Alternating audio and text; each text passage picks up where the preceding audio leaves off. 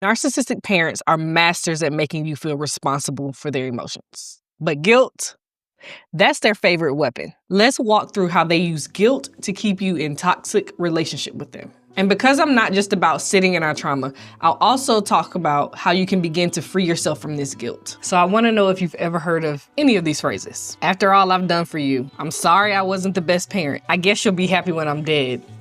God don't like ugly. Yeah, so I'm pretty sure you've heard these or some similar to this if you were raised by a narcissistic parent. Leave a comment below if you've ever heard any of these phrases before and if you have some additional ones to add to the list. What do all these sayings have in common? They're trying to guilt trip you into submission to do whatever it is that they want you to do. And something I do know is that society has kind of normalized this kind of talk that parents do to kids, but it's toxic, it's not healthy.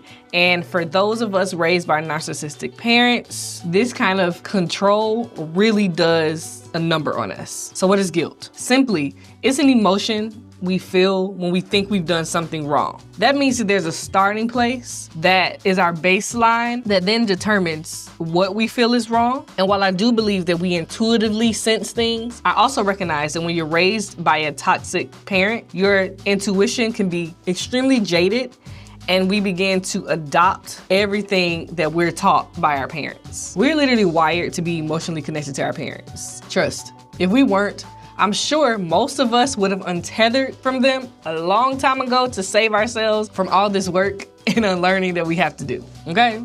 Just putting that out there. Something that I have learned and experienced about guilt is that if you can get somebody to feel guilty about something, you really can get them to bend to your will in so many different ways. That's one of the tools that can be used, unfortunately, to make us comply. And narcissistic parents love to capitalize on guilt with their children. And to make it even more difficult, society puts all this pressure on kids to respect their parents, whether you be young kids or adults. It's always you should respect your elders. And let's not even get into all of the religious influences. We're really stuck in this loop of being manipulated by our narc parents, but having it reinforced by society and religion. And many of us also have family members who make excuses for the behavior of our narc parents. People who themselves are not healed, people who are just like, oh, that's just how they are.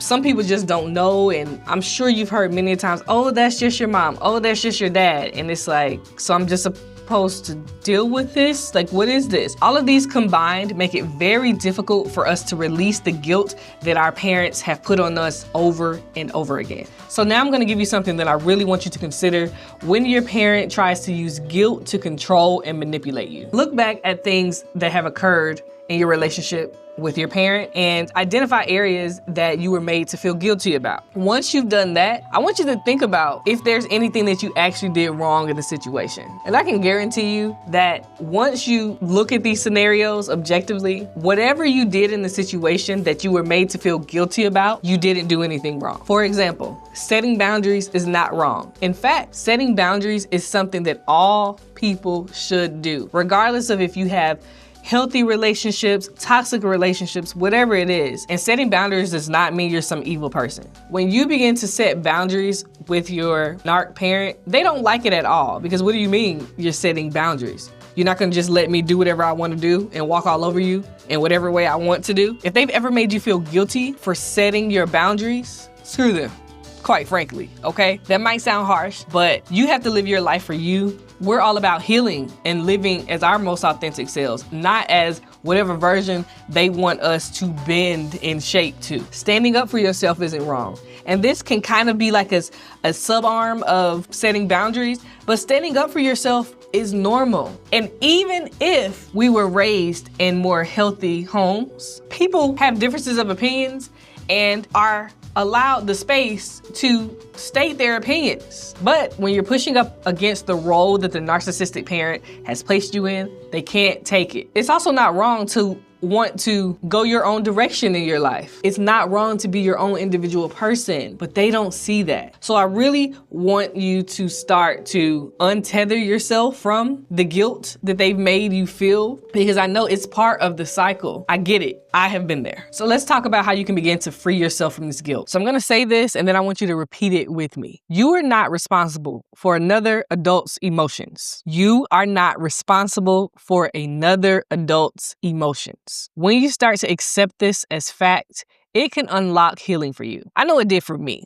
And that's all I can do is speak from my personal experience with this. Once I realized that carrying their emotions was not my responsibility, I really started to get so free because I was able to unburden myself with all of that extra stuff and just focus on what was going on inside of me. As I talked about in the video that I'm gonna put up on the screen now, something that kept me stuck in the work situation that I was in for so long was also guilt. Because I was working but not getting paid in the family business, there was this sense of connectedness, this sense of pride in the fact that this was a business that was founded by my grandmother, who I never knew. But as a Black woman, she created this space for other Black kids to come and be able to learn so many different forms of art, especially dance. I'd heard all my life how my grandmother really made a difference in the community with this business and herself and her presence. So there was this sense that, okay, this is something that has been in my family for years. This was also used as a weapon against me by my parent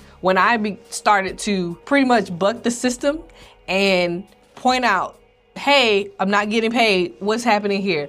Why is this? You know, all of these things that I was seeing and I was experiencing, and I thought I had to sacrifice myself for the sake of the legacy. But the thing is, this was not a healthy space for me, no matter how much I felt connected to it, no matter how much I was really invested in this legacy. Guilt really can do numbers on you. But when I started to put myself first, set those boundaries, and stand up for myself, I was able to realize that, oh, my parents' emotions around this and feelings about this business and what it means to them and all these things has nothing to do with me. It was not my duty to carry the burden of their emotions and all of these things. And once I realized that, I was able to step away even though I knew that I would lose things. I share that because I just want you to know how deeply personal this is to me and that I understand because I have been directly impacted by the guilt and having the guilt be used to manipulate and control me to keep me stuck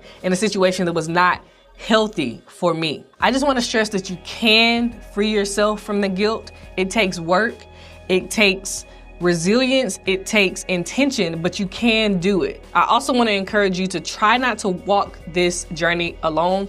I really wish that that was something that I had sought out while I was really walking in the early stages of healing. But the guilt, the shame that was not mine to carry really took over, and I want you to be miles ahead of where I was, which is why I share. Next, I'm gonna be talking about 5 things I wish I knew before starting trauma therapy for narcissistic abuse. So make sure you are subscribed so you don't miss that upload. Thanks for watching. Now go unburden yourself from that guilt that is not yours to carry.